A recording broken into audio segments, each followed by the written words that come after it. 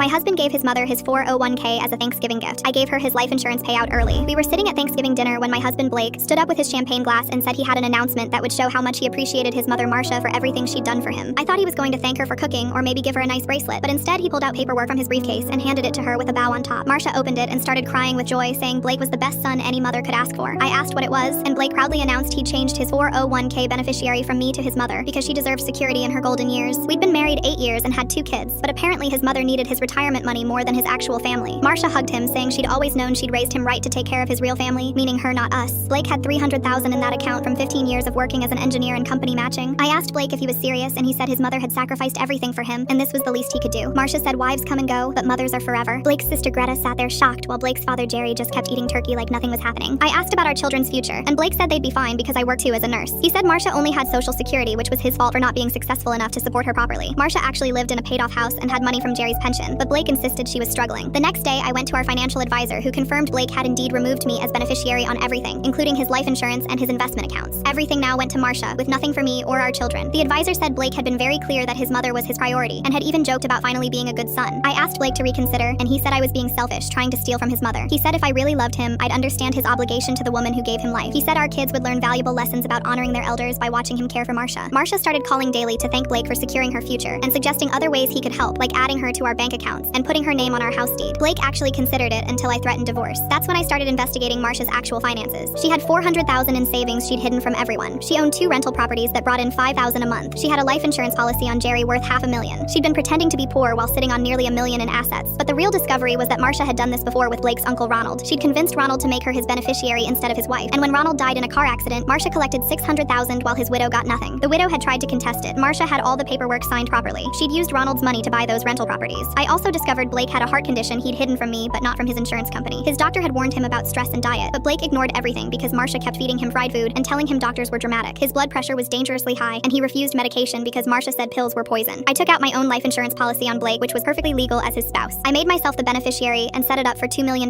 Blake was so unhealthy that the premiums were astronomical, but I paid them from my separate account. Then I started helping Marcia help Blake. I'd bring home donuts and leave them where Blake would find them. I'd cook his favorite bacon dishes that Marcia taught me with extra salt. I'd support Marcia when she said Blake didn't need blood pressure medicine. I'd agree when she insisted Blake was fine despite his chest pains. I made sure Blake kept eating everything Marcia cooked, which was basically grease with a side of cholesterol. 6 months later, Blake had a massive heart attack at age 41. He survived but barely, and needed triple bypass surgery. While he was recovering, I filed for divorce and presented evidence of financial abandonment for removing me as beneficiary without consent. The judge awarded me the house and custody and ordered Blake to pay support from his 401k withdrawals, which came with huge tax penalties. Blake had to move in with Marcia, who suddenly wasn't so happy to have him there full-time, unable to work. The stress of the divorce and recovery triggered another cardiac event. Full story on channel, link below.